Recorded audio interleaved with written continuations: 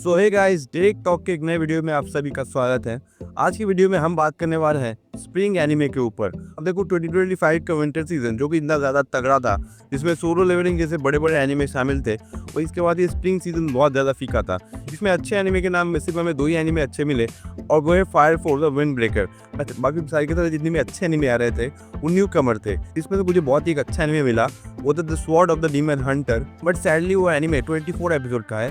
तो wind breaker और fire force पे जाने से पहले मैं sword of the demon Hunter के बारे में थोड़ा बहुत बात करना चाहता हूँ। अब देखो, sword of the demon Hunter का जो पहला एपिसोड था उसने मुझे बहुत ज़्यादा हुक किया था। मतलब पहला एपिसोड बहुत बढ़िया था। मतलब वो जो बचपन वाली स्टोरी थी, कैसे हीरो एक डीमन में कन्वर्ट होता है, और फिर हमें देखने को मिलता है कैसे एक डीमन ह्यूमन को करप्ट करती है। वो देखना बहुत ज़्यादा इंटरेस्टिंग था। बाकी धीरे धीरे सब स्टोरी आगे बढ़ती है। मतलब ऐसा होता है कि पहला एपिसोड पीक था और उसके बाद एक सडन ड्रॉप देखने को मिलता है। हाँ, इस एनिमे का एक अलग फील है। अब तक मैं ये वीडियो बना रहा हूँ तब तक इसके 12 एपिसोड आए हैं, और 12 के 12 एपिसोड मैंने देख लिया है। अब देखो, ये मत सोचना कि ये खराब एनिमे है। एनिमे बहुत बढ़िया है। एक फाइनल बात, हम समर 2025 के एनिमे के ऊपर बात करेंगे, जो कि बहुत सारे हैं। इसके ऊपर मैं बहुत ही जल्दी लिस्ट भी लेके आने वाला हूँ। सारे के सारे एनिमे रिलीज तो ले दो, सबके फर्स्ट एपिसोड देखने के बाद मैं उसके ऊपर भी एक वीडियो बनाऊंगा कि मुझे समर 2025 में कौन एनिमे, किन किन एनिमे के ऊपर सबसे ज़्यादा इंटरेस्ट आया फर्स्ट एपिसोड देखने के बाद।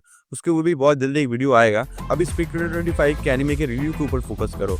अब देखो, इसी के साथ मैं sword of the demon Hunter को छोड़ रहा हूँ, और नेक्स्ट हम जंप इन करते हैं विंड ब्रेकर के ऊपर। तो विंड ब्रेकर मैंने अभी रिसेंटली कैचअप किया। मतलब सीजन 2 के 3-4 एपिसोड निकलने के बाद ही मैंने इस विंड ब्रेकर सीजन 1 देखा, और मैं सच बताऊँ तो विंड ब्रेकर का सीजन 1 मुझे बहुत ज़्यादा अच्छा लगा। तो मतलब इसका जो स्टोरी टेलिंग है बट टोक्यो रिवेंजर्स से तो बहुत बढ़िया है। मतलब टोक्यो रिवेंजर्स मैंने सीजन 1 देखने के बाद मेरा हिम्मत नहीं हुआ सीजन 2 देखने का, पर बोफुरिंग के लिए मैं बहुत ज़्यादा एक्साइटेड था।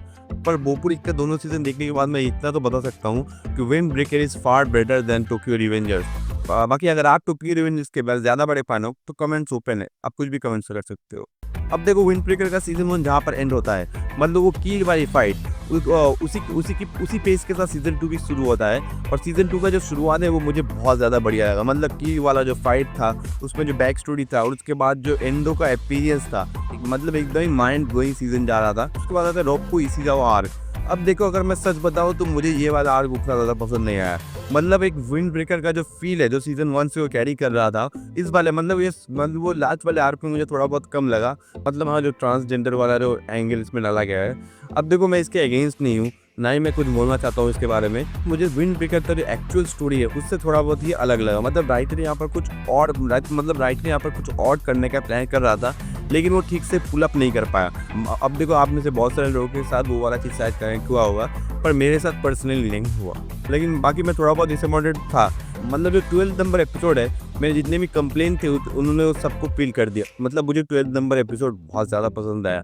मतलब हमें ये बताया जाता है कि हाँ, थोड़ा बहुत स्टोरी इधर उधर जा सकता है, लेकिन ये है बोफोरी नहीं। मतलब इसी 12 नंबर एपिसोड में फ्यूचर के बारे में बताया गया है कि हमें बहुत ही जल्दी एंडो और उसके साथ साथ जो फाउंडिंग मेंबर था बोफोरिन का, उसका फाइट देखने को मिलेगा। जितने भी बोफोरिन के मेंबर है उन सबके साथ, जो देखने के लिए मैं बहुत ज़्यादा एक्साइटेड हूँ। ये वो कैरेक्टर, उसमें जो वो कैरेक्टर होता है ना डरपोक वाला, उसका जो कैरेक्टर आ रहा है, उसका जो कैरेक्टर डेवलपमेंट हुआ है, नीडे, आई थिंक उसका नाम नीडे है, उसका वो वाला सीन भी मुझे बहुत ज़्यादा अच्छा लगा। साकुरा का जो डेवलपमेंट हुआ है वो भी मुझे देखने में बहुत ज़्यादा मज़ा आया इस वाले शो में। और विंड ब्रेकर की मुझे सबसे ज़्यादा अच्छी वो चीज़ लगी, तो इसमें जो लीडर है यूके मिया, उसका कैरेक्टर बहुत ही वेल रिटन है। मतलब ये वाला जितना चाहे जोक कर ले, लेकिन है बहुत ही सीरियस कैरेक्टर। बाकी इसी तरह मुझे ये वाला सीजन बहुत बढ़िया लगा। सीजन 3 के लिए बहुत ज़्यादा एक्साइटेड हूँ।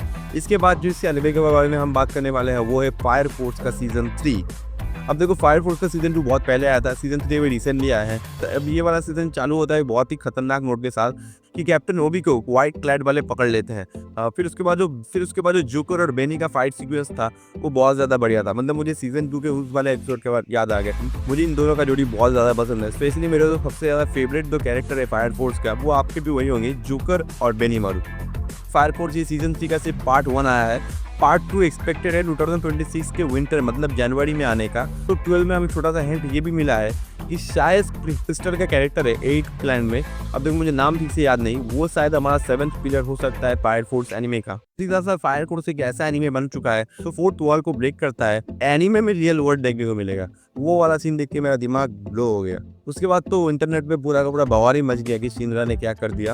अब देखो फायर फोर्स के सीजन 3 में बहुत ही छोटे छोटे हिंट्स दिए गए हैं। कनेक्ट करने के लिए हमें सीजन 3 का पार्ट 2 देखना पड़ेगा। अब देखो जब पार्ट 3 आएगा तब मैं पूरे के पूरे होल सीजन 3 के ऊपर बात करूंगा। अभी बस तुम इतना समझ लो कि मुझे सीजन 3 बहुत ज्यादा बढ़िया लगा। अभी स्प्रिंग एनीमे में मैंने और कुछ कैचअप नहीं किया। हाँ प्लीज पुट देम और ताकामिने-सान भी मैंने बीच में छोड़ दिया है, अभी तक मैंने इसे कैचअप नहीं किया। अगर आपने देखा है तो आपको कैसा लगा मुझे कमेंट से बताना। वो एक ऐसा एनीमे है कि उसका रिव्यू कुछ नहीं हो सकता, वो एकदम कम्प्लीटली परफेक्ट एनीमे है, मतलब उससे बढ़िया एनीमे नहीं हो सकता। अगर आपने देखा है तो आपको समझ आ गया होगा मैं किसकी बात, अगर आपने देखा है तो आपको समझ आ गया होगा। उसका रिव्यू करने वाला मैं कोई नहीं होता। बाकी स्प्रिंग सीजन तो बहुत ही बेकार गया, लेकिन समर 2026 में जो एनीमे शेड्यूल मतलब इतने सारे एनीमे समर में पट के गए हैं कि मैं बात करते करते थक जाऊंगा। बाकी समर 2026 के जितने भी एनीमे हैं उनका जब पहला एपिसोड निकल जाएगा वो देखने के बाद मैं एक बहुत ही लंबा चौड़ा लिस्ट बनाने वाला हूँ कि मुझे कौन कौन से एनीमे मैं देखा हूँ और आपको भी देखने चाहिए। बाकी अगर वो वीडियो देखना है तो इस वीडियो को लाइक करना, चैनल पे तो चैनल को सब्सक्राइब करना। बाकी मैं चलता हूँ, आप देखते रहिए डायरेक्ट टॉक्स।